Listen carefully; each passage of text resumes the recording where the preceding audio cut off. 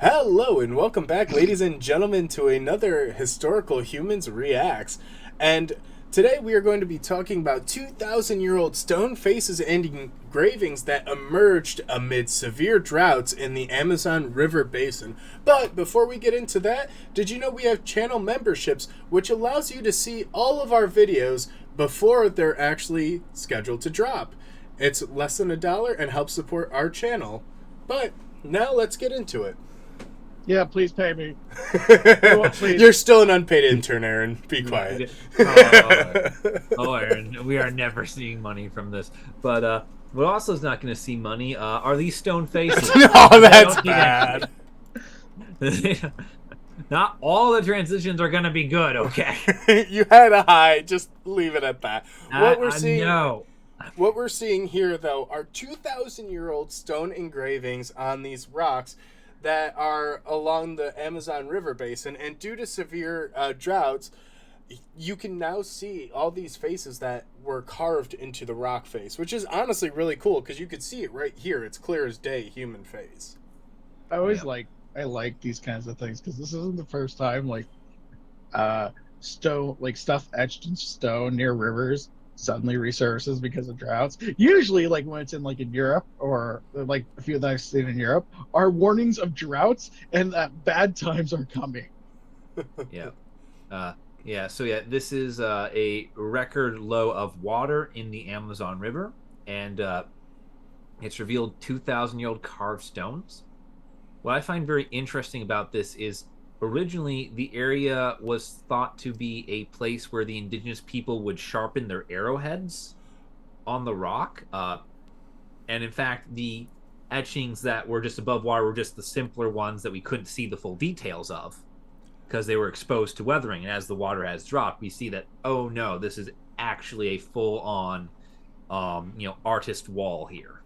Well, and that's so two things with that. They actually did have sections of the rock where they used to sharpen their tools, but also I find it fascinating that a lot of the rocks were under the water, still maintained their carvings and didn't erode because water is one of the biggest eroders in the world Yeah. because it is relentless and it has all of the energy and passive power Yeah. to just eat away at rock. Yeah, I think that right there probably speaks to a combination of one, the type of rock that we were dealing with, which I did not see specified in this article, and two, the flow of the river. If it is at a slow point in the river, then the biggest problem for things in the river would be sedimentation rather than erosion from the cutting movement of the water. Oh yeah, 'cause sometimes you'll have a little bay that kind of forms where the Yeah, away from the current, if especially if it yeah, overflows a bit. yeah. Borderline Oxbow Lake type thing, which I don't know Yeah, if this is either, but it could be a slower part of the river. If this was in rapids, it doesn't matter what rock you have, that's gone. The eventually. interesting thing is this rock carving face has apparently been underwater for about 1,000 years before, um, before it was fully submerged, and occasionally re-emerges due to droughts. It's really common when you see water, bodies of water, and things like this when droughts happen and when the water levels drop, you start seeing things emerge and things coming out of the water. I know I personally have gotten to go on site inspections and visits where reservoirs levels had started receding due to drought, and a lot of things come out of the bottom of those reservoirs, out of the bottom of the water, either because the water eroded it out of the banks or because it was previously above water and is now below water. Yeah. Oh yeah, you gotta love that. People put all sorts of things in reservoirs. It's great. Well, I'm talking about some things that were even there beforehand. Like one of the things Oh, I got to see was a 18th century fur trading fort. nice. Like I'm just saying, like they built a reservoir near one of the towns I used to live in and flooded a part of the town. Well, that's a So fun there one. were buildings under the water now. I like the ones in Europe too that every summer these villages re-emerge. Yeah. They're like little ghost villages. They really are. but they can't really tell specifically how old they are, but they believe they're roughly 1,000 to 2,000 years old. A lot of them are human faces, some rectangular, some oval, some with happy expressions, some with sad. The first time that the rock carvings were actually spotted in this area, though, was in 2010. But this year was even worse, causing the Rio Negro, which is where these are based around, to drop almost 50 feet since July.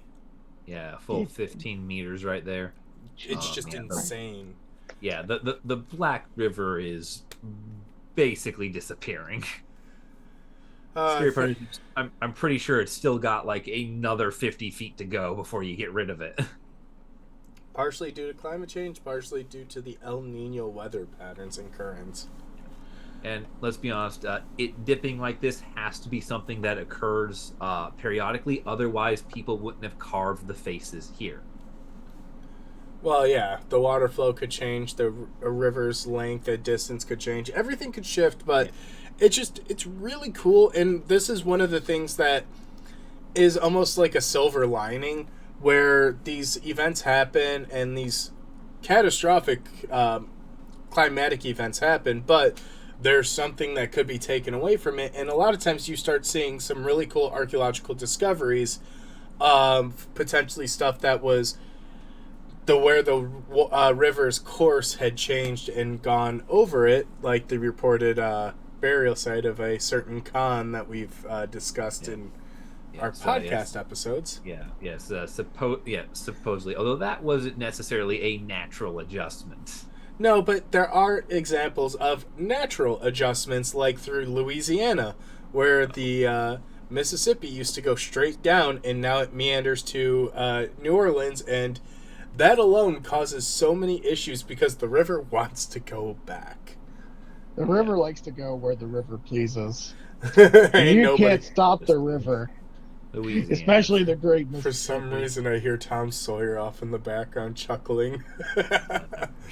Mark Twain is laughing in his grave. But this is, seriously though, this is something really cool. And Brazil doesn't have the greatest record of archaeology in the Amazon because it's so difficult to navigate. It's so difficult to get through.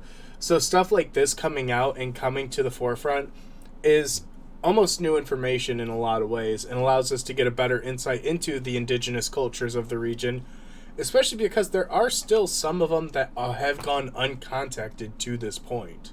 Yeah.